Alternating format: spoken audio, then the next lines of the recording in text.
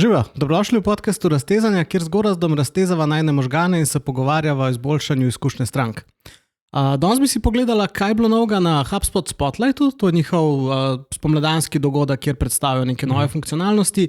Ampak dajva ne gledati samo funkcionalnosti, ampak dajva imeti neko debato o tem, kaj HubSpot s tem sporoča trgu. Torej, dejstvo je, da tudi širš trg kaže na to, torej tudi neki padci delnic različnih biznisa, ponudnikov kažejo na neke spremembe ali pa vsaj na neke špekulacije, kakorkoli. Ampak vedno več je vibe codanih orodij, pa zelo specializiranih AI orodij. HubSpot pa se mi zdi, da tukaj kaže neko drugo smer, torej kako oni to vidijo ali pa kako oni odgovarjajo na to. Pa zdaj eno vprašanje zate, Gorazd. Zdaj se ti zdi, da ta val AI funkcionalnosti dejansko rešuje problem, ki ga podjetja danes imajo, ali samo stvarja več AI-ja, več outputa brez nekih rezultatov? Ja, ful dobro vprašanje. Jaz bi rekel tako, oziroma tudi malo, če se naslonimo na to, na neke raziskave, ki jih je tudi HubSpot v sklopu tega releasa tudi pripravil oziroma podal neke informacije. Vedno več je AI-ja povsod uporabljenega v biznisu, ne? In v različnih vlogah v podjetju in tudi valjda v prodaji, v marketingu in vedno več, recimo imamo nekih mailov, ki jih vam pošljamo, se zdaj to ful bolj enostavno in tako.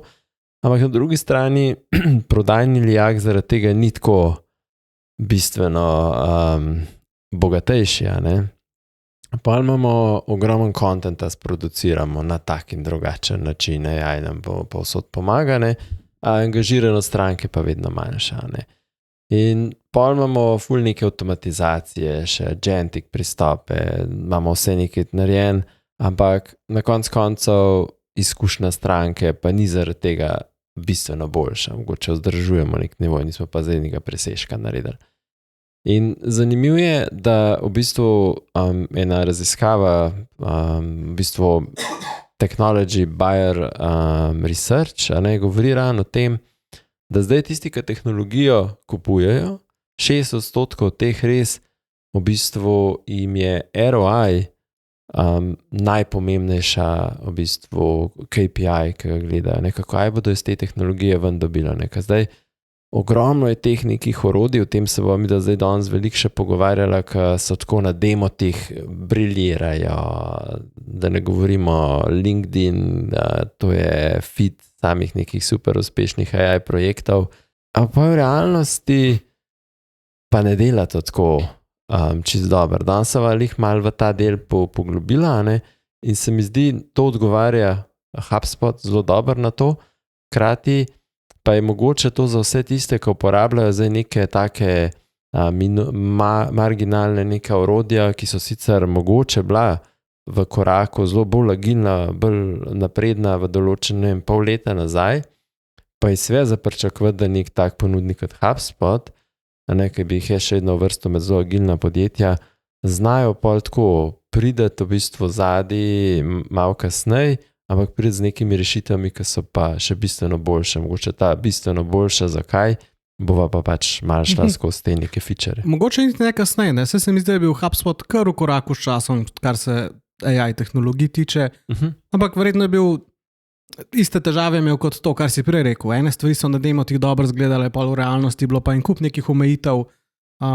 HubSpot je neke stvari rešval tako, da je mogoče orodje naredil, da ga je zelo poenostavil, pa je potem za neko specifiko zelo dobro deloval, čim si pa malo izhajal iz tega, pa ga mogoče nisi več mogel uporabljati, ne. Se mi pa zdi, da s tem, kar bo danes govorila, pa so nekako prišli na to, da lahko rečemo, da prinašajo ROI zelo splošno, torej zelo široko in da imajo rešitve za celoten trg ali pa za zelo velik del trga, ne. Ja, meni je skozi to, kar so zdaj pokazali, mi je bil v bistvu zelo dober ta del, bi se zelo poistovetil s tem delom 2.5, 2.6, 2.8, okay. Ja, veste, govorimo zelo dolgo nazaj. Takrat, a veš, se je uvajal nek ta, veliko ljudi je skozi HubSpot inbound spoznal, ne? In vse te zadeve. Se mi zdi, da danes skozi to način stvari, ki so jih tudi zdaj mogoče na tak način tudi pozicionirali ali pa jih želijo, da jih konec koncev mi, ki smo, ne vem, neke vrste njihovi predstavniki, tudi recimo v Sloveniji kot Frodex, ki to dela ali pa tako, dejansko so nam dali tudi, ne vem, dobre usmeritve v tem smislu, da ti izobražuješ ljudi iz podjetja na ta način, da v bistvu spet začnejo ugotavljati, kje v bistvu si lahko za jajem, v bistvu koristno pomagaš. Se pravi, da gremo iz tega ven hajpa v res nekaj, kar je kar lahko uporabljaš v vsakodnevni stvari in se mi zdi to tista prava pot, da zdaj to začneš upeljevati in ti dejansko začne vračati nazaj neke stvari. Itak, da so verjetno neke omejitve, to boš pač ti vsem povedal, bolj, kjer bo pač to, ker vseh jezikov pač ne podpira, samo mogoče ne enih več, ampak tako, večina stvari bi pa rekel, so take tudi za slovenska podjetja zelo uporabne in po mojem čas, da v nek Excel vržeš počasi, te daš v en folder, pa razmisliš o tem, da se premakneš naprej. Ne, tako kot si rekel za inbound, ja, kdor je bil takrat na začetku aktiven, se mu je pač to pol obrestoval naprej in isto je tukaj. Pa če zgodaj vstopimo v tehnologijo ali pa uporabo AI-ja na različne načine, se bo to obrestoval. Moramo sicer pač imeti neko mero razuma, kdaj je to smiselno, ali je zadosti dobro ali ni, ampak se obrestuje, če si prej v tej igri. Prej sem že malo imel, torej je nek tak trend, SaaS rešitve, poslovne SaaS rešitve umirajo, vsak si bo zgradil svoj CRM, ampak zdaj dejstvo je, da vibe code, ne pa no code rešitve, z njimi lahko neverjetne stvari narediš, ampak načeloma ožje, ne? Torej neko zelo specifiko z njimi rešuješ. In zdaj, če je tvoja uporaba CRM-ja prej bila čisto zadovoljiva z Excelom ali pa z neko tako podobno rešitvijo, ki temelji na tabelah, če tako rečem, ne? Potem neki tasga verjetno ni problem z vibe code. Zdaj neke celovite rešitve, ki ti dela in podporo strankam, in prodajo, in marketing, in da je integrirana na Exchange ali pa na Google in na vse ostale integracije, ki bi si jih mogoče želel imeti. Neki tasga je pa zelo, zelo težko z vibe code vzdržati, pa potem še bolj nemogoče. Ne? Tle se mi zdi, da AI je pač pocenil izdelavo posameznih, pa zelo specializiranih orodij, ni pa pocenil še tega, kar HubSpot recimo prinaša, torej ustvarjanja konteksta stranke z nekim 360-stopinskim pogledom, kakšno je upravljanje podatkov, kakšen je handoff, kakšne imamo medodelčne procese, vseh teh stvari pač jih težko naslavljamo z nekimi zelo specializiranimi orodji in se bojim, da se malo vračamo v ta sistem silosov. Ne? Ja, se bi kar strinjal tle mogoče ran v tem delu konteksta. Ne? To, kar si rekel, vse obstaja neko, z vibe codaš neko orodje za zelo neko specifiko, pa mogoče čisto redo, da si Excel najprej predstavil v neko tako zadevo, pa mogoče si to razumel, kaj so omejitve, pa še boljše razumel, kaj pomeni biti v celotnem ekosistemu nekaj takega HubSpot, kar ti prinaša. Ampak če čisto pogledamo, ne, če imaš ti, 5-6 rešitev, tako kot govorimo v kakšnih drugih področjih marketinga, pa imaš to za SMS, pa ono za web, pa ono tretjo nepovezano med sabo tudi tukaj, če nimaš ti dejansko celotnega konteksta in HubSpot ravno o tem govori, ne, kaj je to celoten kontekst. Ti imaš vse podatke o strankah, ne. Se pravi, kaj so one klikale, kdaj so bile na tvoji strani, kjer maile si jim poslal, na katere maile so se odzvali. Konec koncev imaš poslovne podatke o podjetjih ali pa o akauntih, s katerimi delaš, kakšne dile si zapiral, kakšna je bila zaporedje recimo nekih, ponudb, ki si jih dal, za določene specifične stranke. In ne nazadnje ima tudi HubSpot podatke o tem, kakšen tip ekipe si ti, a veš, a si ti, a je to ekipa do 50, a je to, neka podjetje, ki ima 50 ljudi samo v prodaji, pa jih je vse skupaj 250, kakorkoli. In po drugi strani razumeš zelo dobro industrijo, pa neko področje, kjer ti delaš, Lahko si ti, v izdelavi nekih stvari za government, lahko si, nekje v healthu, lahko si v IT servisu.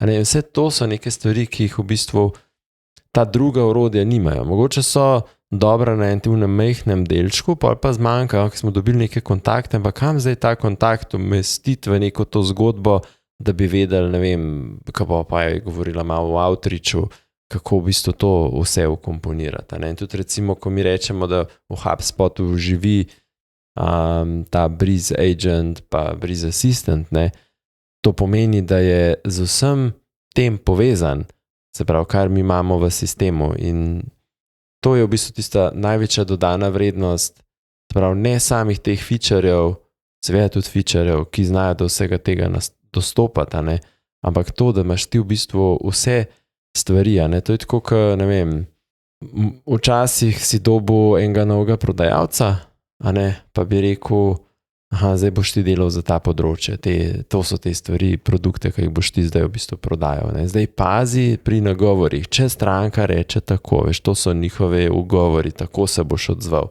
Če recimo, ne vem, kaj drugega slišiš, bod pozoren na to, tretje.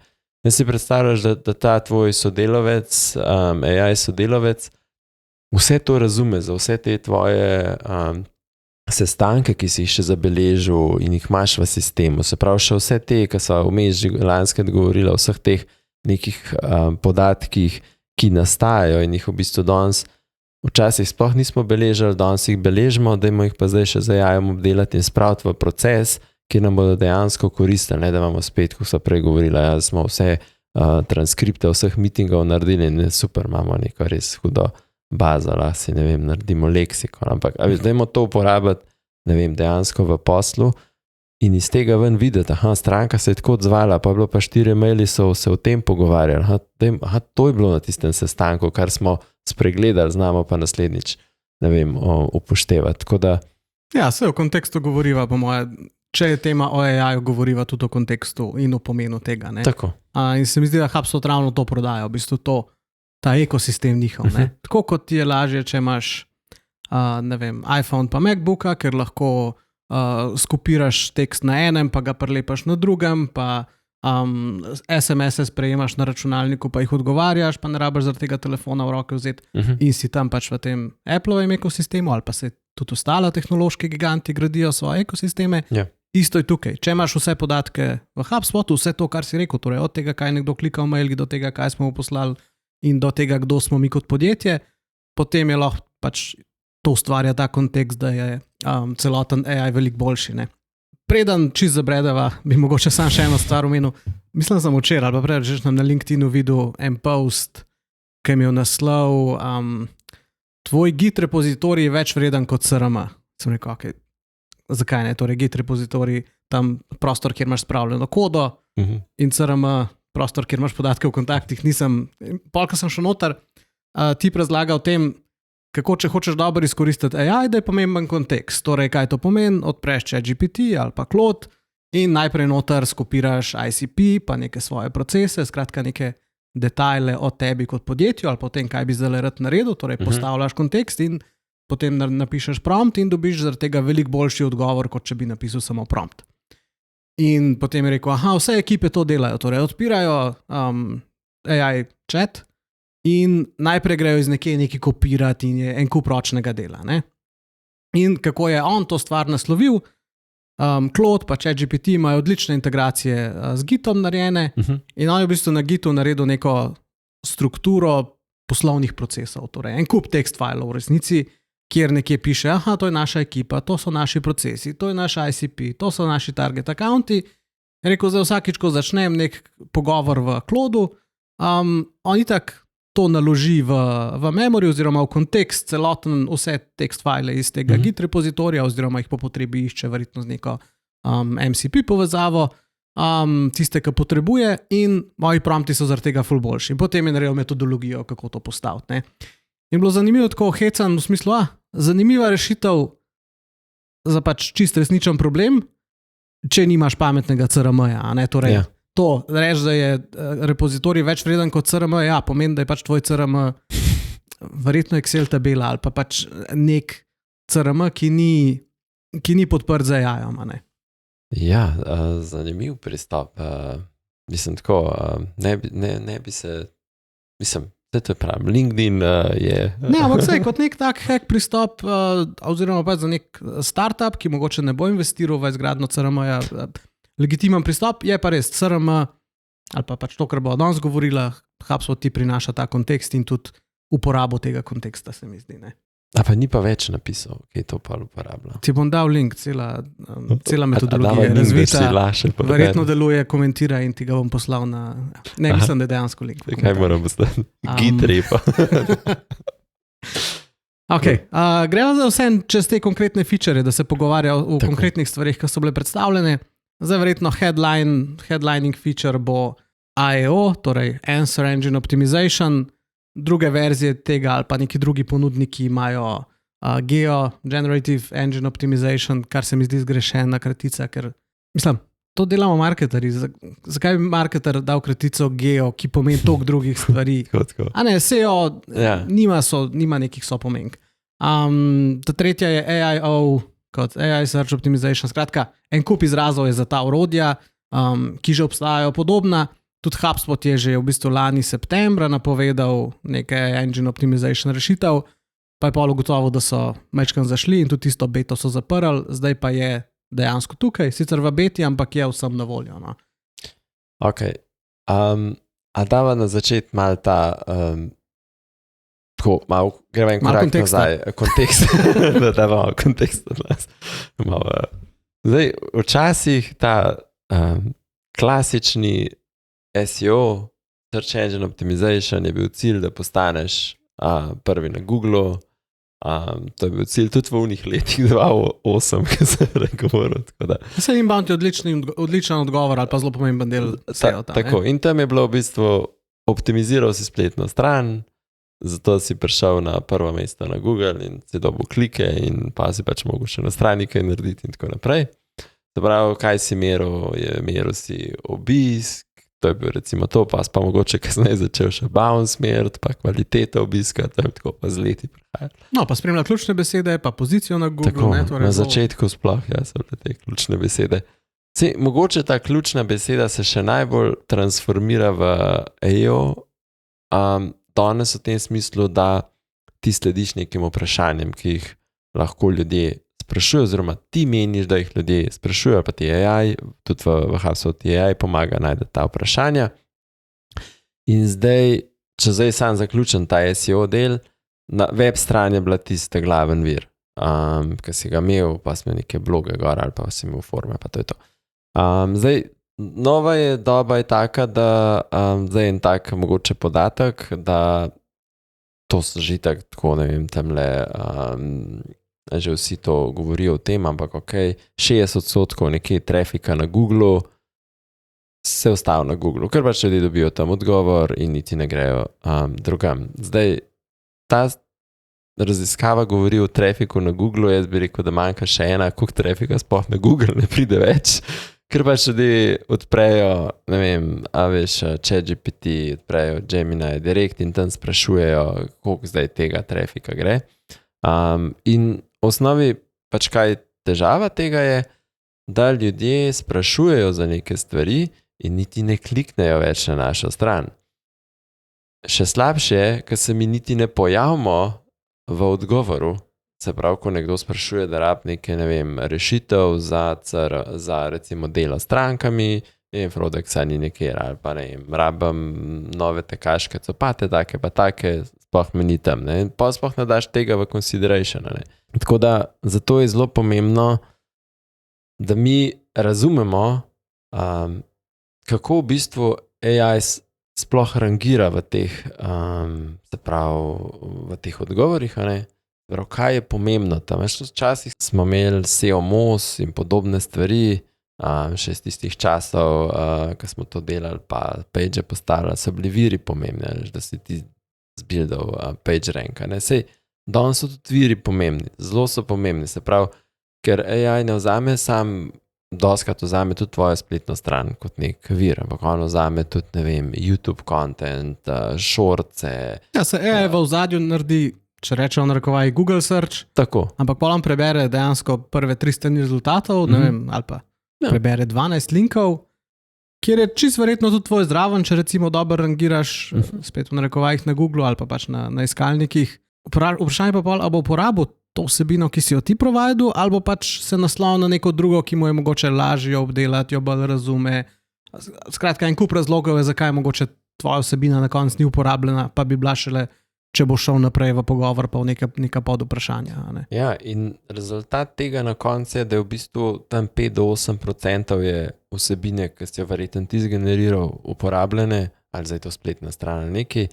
Vse ostalo, govorijo spletna stran, za vse ostalo, ostalih 92 do 95% so pa v bistvu vir LinkedIn, Reddit, reviewji, drugi sajti, se pravi, ki lahko tebe omenjajo, ne omenjajo konkurenco, kakorkoli.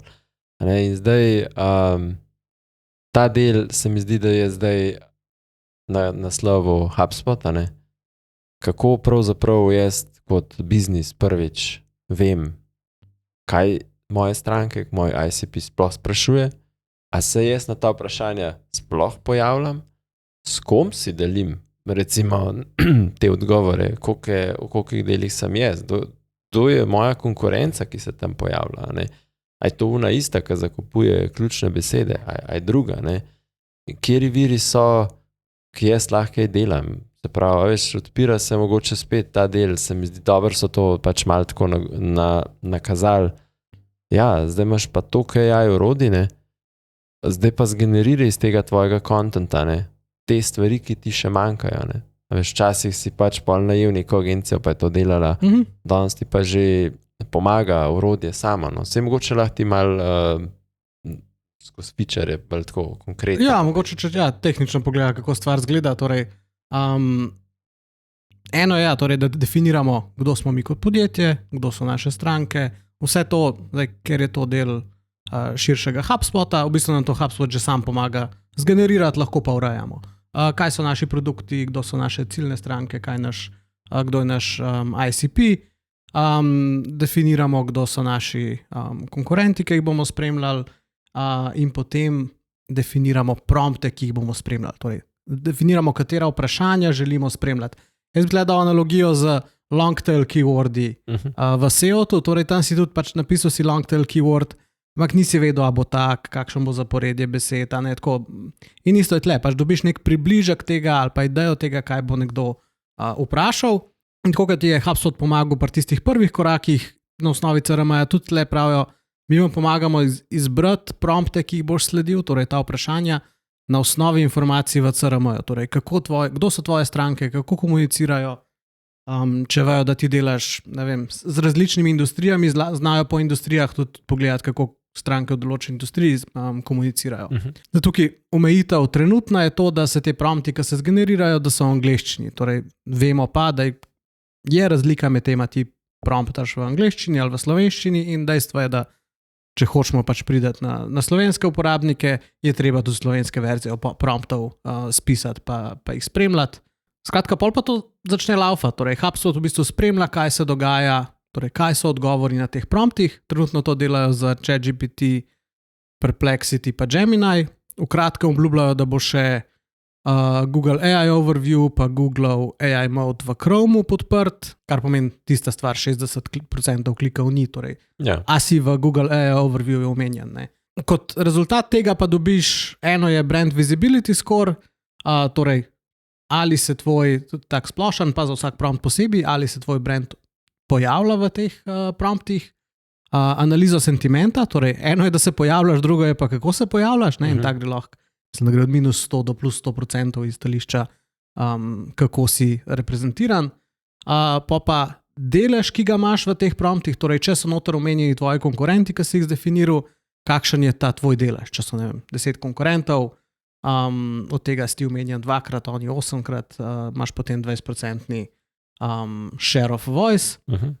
In pa, ko se dela ta analiza, pridajo pa, tako kot si rekel, recommendationi, ki pa, če imaš na HubSpotu postavljen tudi blog, torej če imaš Content Hub, ti lahko predlagajo direktno, kaj narediti in tudi to izvesti. Torej, se embeda v tvojo vsebino. To dela pa tako, torej, da ko AI pripravi odgovor, zraven tudi citira, iz kje je te vire pobiral. In tudi iz tega pol vemo, a so v teh virih omenjeni konkurenti, ali smo mi omenjeni, zakaj so neki viri dobri, kolikrat so neki viri uporabljeni, in lahko dobimo ideje kot napiši blog z naslovom tem in tem, prilagodi svojo produktno stran tako, da bo imela noter listing, pripravi na svoji spletni strani primerjavo z nekim konkurentom, ker to funkcionira. Lahko gre pa širš, torej predlogi, ki smo jih dobili noter, je, ne vem, dodaj svoj produkt na G2 ali pa na neko stran, kjer se delajo software reviewji, bod aktiven v tem subredditu, vse take stvari. Torej, tam, kjer so, iz tam, kjer AI dobiva informacije, tja te probajo usmeriti, da tja prideš. Ne? Zdaj, a to je mora biti samo integriran znotraj ali obstaja tudi standalone verzija? Ja, to sem hotel reči kot zanimivost. Torej, vsak lahko proba, imajo brezplačno različico z nekimi omejitvami, dela sam na ChatGPT-ju, mislim, da lahko slediš 10 promptom, kar spet nekaj lahko že dosežeš, in obstaja kot standalone rešitev. Torej, ne rabiš biti sploh HubSpot stranka za $50 na mesec, kar mislim, da je dosti konkurenčno s konkurenco, ki dela, rečemo, te iste stvari. Dobiš čisto polno orodje, jasno, če si pa HubSpot stranka, pa dobiš te stvari, ki sem jih prej omenil, torej kontekst lahko uporabijo in ti olajšajo izbor promptov, olajšajo ti opis tega, kdo ti si in vse te stvari. Super. Ok, pol naslednji fokus so bile recimo neke nadgradnje Breeze Assistanta, jaz bi mogoče sam na hitrih naštel, ker so zanimive, predvsem iz stališča, ki slišam tudi pri nas po pisarni, da se Breeze Assistant dejansko uporablja, kar ne moram reči, da je res tudi pri vseh drugih nekih orodjih, ki jih uporabljamo, pa imajo AI asistenta noter. In par stvari, ki so meni zanimive, je to, da ti recimo lahko, torej da je ekspert v loop marketingu, o tem, kaj je loop marketing, sva govorila v epizodi 39, in ti zna pomagati v vseh korakih loop marketinga. Drugo je, da res konsistentno citira, iz kje pobira informacije, kar pomeni z enim klikom prideš ali na neko spletno stran, iz kjer je bil vir, oziroma kjerkoli v CRM-ju, kjer je nekaj pobral. Ta se tudi povezuje s tem, da če ga rabiš, da ti nekaj pomaga v CRM-ju narediti, ali pa ga sprašuješ, kako se nekaj naredi, te lahko pelje direktno na tisto stran, kjer to je, torej ali na nastavitve, ali na nek seznam. In pa po moje najboljša zavedanje na eni strani, kdo si ti, kaj je tvoja vloga v podjetju, kjero licenco imaš in pa na kateri strani si trenutno. Torej, če na nekem dealu sprašuješ neko vprašanje, se bova pogovarjala z asistentom o tem dealu, če na kampanji se bo o tej kampanji. Skratka, res je še boljši, no, taka feature, ki se mogoče pozablja, ampak je dejansko zelo koristen. Super. Pač, da ni dejansko neko generično AI orodje, nek četek, ampak da dejansko je vezan prvič na tisti del objekta, kjer si, plus na vse tvoje podatke. Ne? Tako. Cool. Ok, pa veliko nadgradnjo je dobil tudi Prospecting Agent. Torej, Prospecting Agent od HubSpota v prejšnji verziji, sej 2 tedna nazaj smo imeli webinar o tem, je nekako pokrival to, da ti je, ko si mu enkrat dal lead, da je naredil research leada in potem pripravil outreach za njega. In tak, kar je zanimivo, mislim, kar je super, je, da je ta outreach torej personaliziran glede na research, ki ga je naredil, pa glede na informacije, ki jih imaš v HubSpotu v tem kontaktu, torej vedno se referencira na stvari, ki so že v HubSpotu. Torej, drugač bo napisal mail, rečemo v teoriji, isti osebi iz istega podjetja, z isto vlogo, ki je 3 dni nazaj prenesla nek dokument iz tvoje strani, ali pa ki je bila 2 dni nazaj na nekem webinarju pri tebi, ali pa kjer si mogoče 3 mesece nazaj celo imel že odprt lead z njo. In potem nadaljevanje tega maila je čist dinamično. Torej, če je nekdo odprl mail, pa ni odgovoril, bo drugačen odgovor, kot če nekdo niti ni odprl maila. Torej, to je že obstajalo. Ja, in že ta del je imel, mislim, da 25% manj časa so porabili ljudje za research, se pravi prodajalci pa 2-krat boljši response rate. Ker kaj je težava tega, da ne vem, doskrat use case, ki je opisan, je to, da recimo se prodaja zjutraj začne ukvarjati z researchom, gledati, koga morajo kontaktirati in take stvari in pol, ne vem, porabijo 2 uri, preden mogoče sploh začnejo se dejansko s prodajo ukvarjati. In v tem delu je ta upgrade, se mi zdi ena večjih stvari, kar se je dodala, malo kontra vsem tem orodjem, ki tudi so, obstajajo, Clay in podobno. Ja, ko smo jih tudi mi prej predlagali kot, če rabiš delati pa prospecting tak pred outreachom, koga sploh nagovarjati, kdaj ga nagovarjati, se pa integrirate, tako kot si rekel, s Clayom ali pa z Apollom ali pa z nečim, ne. Ja, ampak zelo pomemben del je ta, da ko si dobiš kontakt, oziroma en tak use case je, greš na sen, dobiš neke kontakte, pa pač ne vem, zbereš neke kontakte, ki so z nekih podjetij, ne. Vemo pa, da danes odločitev o nakupu neke stvari ali pa upeljavi neke storitve nove, kakorkoli, ni vezana na samo eno osebo, ne. Zelo malo caseov je, ker je samo ena oseba. Spravo imaš ti vedno tako imenovane buying komiteje, ki kupujejo stvari in zdaj identificirati te, to ti zdaj v bistvu prospecting agent pomaga, se pravi, da ti najde te osebe v podjetju, ki so in sve, kot si že prej rekel, vsak mo glede na njegovo rolo in na neko njegovo zgodovino, tudi ko imamo, kako smo komunicirali, ne vem, z direktorji financ, kako smo z marketingaši, kako smo, ne vem, s projektnimi vodje pol tam, mogoče ta njihov aspekt nagovoril, to pač tudi vse upošteva. Ne? In to je pa velika dodana vrednost, da v bistvu, o tem smo dostakrat govorili o ABM-u, veš, moraš identificirati role, katere so, kakšna sporočila jim daš, danes v bistvu to dosti daš malo z mize, ker ti v bistvu AI v tem delu pomaga. Ja, mora tebe poznati, moraš napisati, kaj so neke ciljne zadeve. Tako da ta del se mi zdi boljši in zdaj tudi ti prvi neki beta useri, ki so to že uporabljali, imajo nekje, ne vem, 5-krat boljše rezultate, kot so jih imeli prej.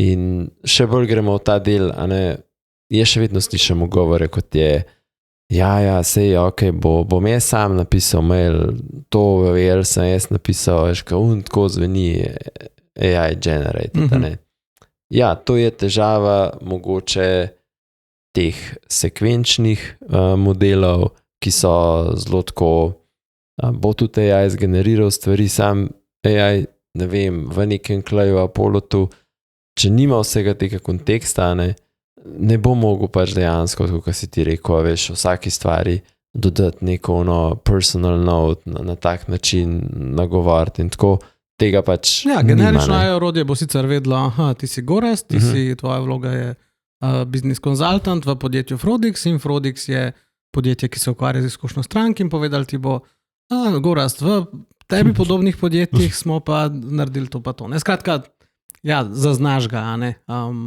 medtem, če pa rečemo, Gorazd, ker si bil pri nas na webinarju o tem pa tem in se ukvarjaš s tem pa tem, je pa to veliko bolj osebno začne izpasti, in danes naši možgani še niso, torej še nimajo teh triggerjev, da tudi na to trigiramo. Mislim, da na to se sprožimo, to je pa AI, Vse verjetno bomo tudi na to postali alergični, ravno zaradi tega scala, ki prihaja, Ja, sicer je pa... Ampak vsem ceniš tak input veliko bolj. Bolj je relevanten, bolj je v kontekstu, veš, se je konc koncev, ti mogoče predlaga next step veliko boljš. Tako da ta del se mi zdi, da je prva stvar, ne vem, če bi tako podjetjem rekel, poleg AO, da dejansko sprobajo pač uporabiti, tako da je res neka taka stvar, ki se mi zdi dela res veliko razliko, Ja, prospecting agent ima tudi free trial, sicer moraš biti HubSpot stranka, torej težko ga vzameš posebej, ampak v teoriji lahko vzameš eno licenco za HubSpot Sales Hub, prihaja tudi v starter licenco, torej moraš sicer HubSpot moraš vedno vzeti za 1 leto, ne vem, če se ga da vzeti sam po mesecih, ampak starter licenca mislim, da je 15 € po uporabniku, torej tudi če ga vzameš za 1 leto, pa ga v trialu uporabljaš prvi mesec, ni to taka investicija. Mogoče, kar nisva govorila, je torej to, kar si rekel, dobiš kontakte na sejmu ali pa pač definiraš, kaj so tvoji target accounti in potem tudi definiraš, katere akcije so zate relevantne, kaj te zanima. Torej, HubSpot to neke predefinirane ne akcije, ampak nakupne signale ali pa signale, ki lahko povečajo tvojo možnost, da boš bolj relevanten v tistem trenutku. Torej, a je podjetje dobilo financiranje, a se je zamenjalo vodstvo, a je pač nekdo nov prišel v podjetje iz nekje druge. Skratka, lahko skozi novice, objave na LinkedInu in tako naprej avtomatizirano spremljaš te signale in ko ti HubSpot reče, zdaj se pa ukvarji s Petrolom, s Krko, s komorkoli že, ti tudi pove zraven, zato je zdaj pravi trenutek in jasno bo tudi to uporabil pri tem, ko bo outreach napisal. Ne? Ja, tle se mi zdi dobro, da povejo to, da včasih ti zaračunava po kontaktih, mislim po tem, koliko si kje si prospecting agenta uporabljal, na koliko kontaktih, zdaj pa dejansko za vse te signale, ki je, ti zaračunavajo tiste, kjer oni ocenjujejo, da je zate dobro, da jih kontaktiraš oziroma uvrstiš, se pravi tisti, ki imajo nek potencial. Ne? Tako je, prej si naredil automation ali pa na roke kvalificiral kontakte noter, zdaj jih pa oni probajo tiste, kjer imaš največjo verjetnost, da se bo nekaj zgodilo. Ja.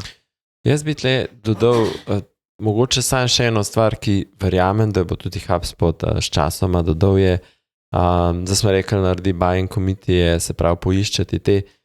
Tudi zato rabaš integracijo, tle pa rabaš pol orodje, kot je Apollo ali pa Zoom Info. Ja, ok. Da ti poišče te vloge v podjetju pa njihove kontakte.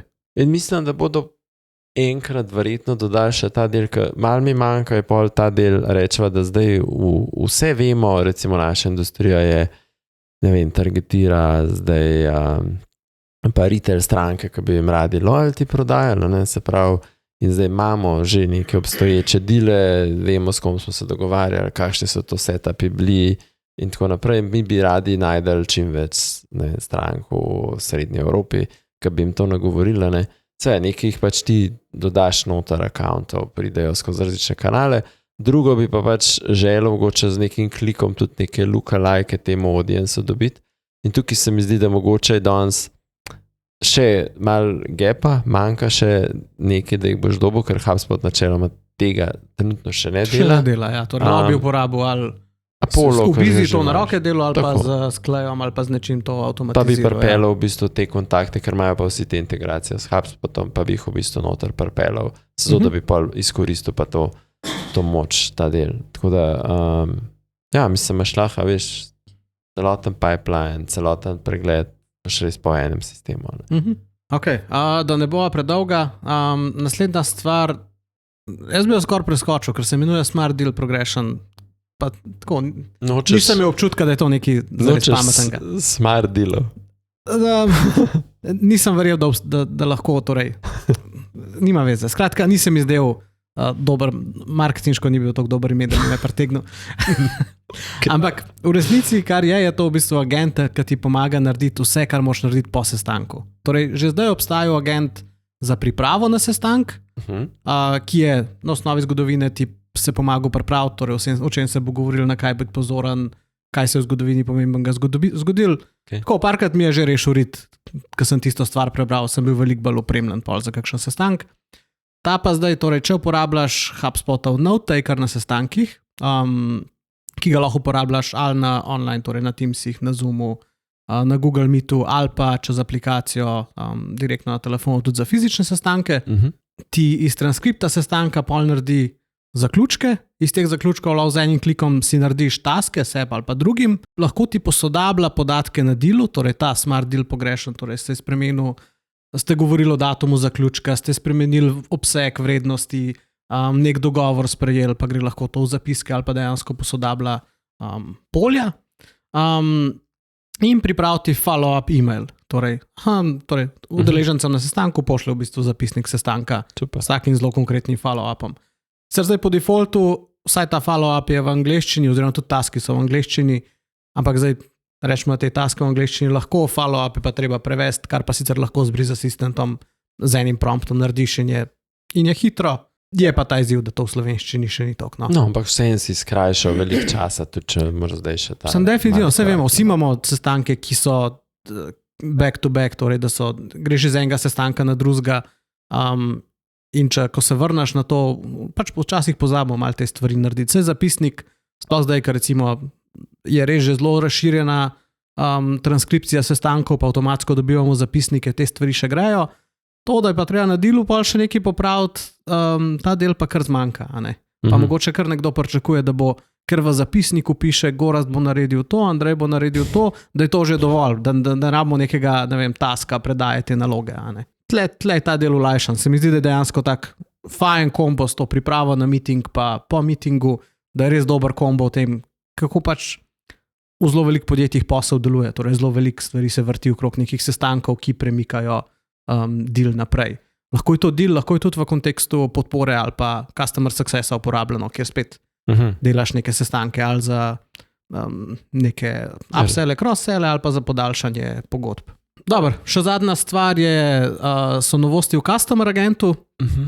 Customer Agent je bil res že prej zelo dober, mogoče pa tako, kot sem na začetku malo omenil. Torej je bil zelo primeren za en del strank, če si pa malo iz tega bil, pa še ni bil čist tam. Torej težko ga je bilo usmerjati. Vse po mojem lahko ti malo tehnično razložiš. Jaz bi tako rekel, iz tega poslovnega vidika rešuje to zadevo, kar ljudje res sovražimo, je, ko se pogovarjaš s chatbotom, pa mu razložiš, kaj je, pa greš pa v nekega live agenta, pa še enkrat razložiš vse ponovno. Tako da ta del se mi zdi tako dosti dodana vrednost. Ja, ok, če na hitro povzamem, kaj je do zdaj Customer Agent delu. Torej, lahko si ga natreniral z svojimi viri, spletno stranjo, z dokumenti, torej javni ali interni viri, na podlagi katerih je pripravljal odgovore. Lahko si ga povezal s podatki v CRM-ju, da je dajo tudi personalizirane odgovore, torej kaj je z mojim naročilom, pač neke stvari, ki si jih imel pripeljane v CRM. Lahko si ga prek API-ja povezoval z drugimi orodji, pomaga mi narediti reset gesla, pa je to potem se prek API povezave dejansko naredil tudi reset gesla, ali pa mogoče nismo imeli naročil v CRM-ju, ampak imamo sam API povezavo s spletno trgovino, pa se prek tega dobi te podatke. In pa potem si mu prek nekih ključnih besed povedal, kdaj ne naredi handover človeku. Ok, naredil je handover, če ni najdel odgovora v bazi znanja, pa z nekimi ključnimi besedami si ga lahko usmerjal. Kar so zdaj dodali, da imaš v bistvu dejansko prostor za prompt glede usmerjanja, kdaj nekemu agentu stvar definiraš, ali pa predaš, kar pomeni, da lahko to veliko boljše upravljamo, ali pa čisto deterministično z workflowom lahko to narediš. Torej postaviš neka automation pravila. Če je ta kategorija, potem gre to definitivno človeku. Če ni ta kategorija, ne pa prevzame AI. In tako kot sem rekel za predajo, so tudi dodali en kup agent guidelinov, kar pomeni en kup textboxov, kjer lahko pišeš prompte, kjer ga usmerjaš. To je prej res manjkalo. Torej, ta del je manjkal, da bi ga prej lahko za določene stvari usmeril, ker jih je mogoče težko opredeliti v bazi znanja, ki se kliče po koščkih. To je pač generalni prompt, oziroma pač del sistem prompta, ki bo skozi noter in boš vedel, da ga boš lahko prek tega res fine-tunal. Torej, ko ugotoviš, da nekaj ne funkcionira, si prej to lahko rešval s short answeri ali pa z nekimi dodatnimi dokumenti, ki si jih dodajo. Zdaj pač to, če nekaj generalnega daš v prompt. Pomembna funkcionalnost je tudi business hours, torej za vse tiste stranke, ki pravijo, ne, mi smo pri nas najprej prideš v stik s človekom, tako kot govorimo pri kinetari, ta del še vedno ostaja, izven delovnika pa lahko stvari preusmerjaš na Customer Agenta.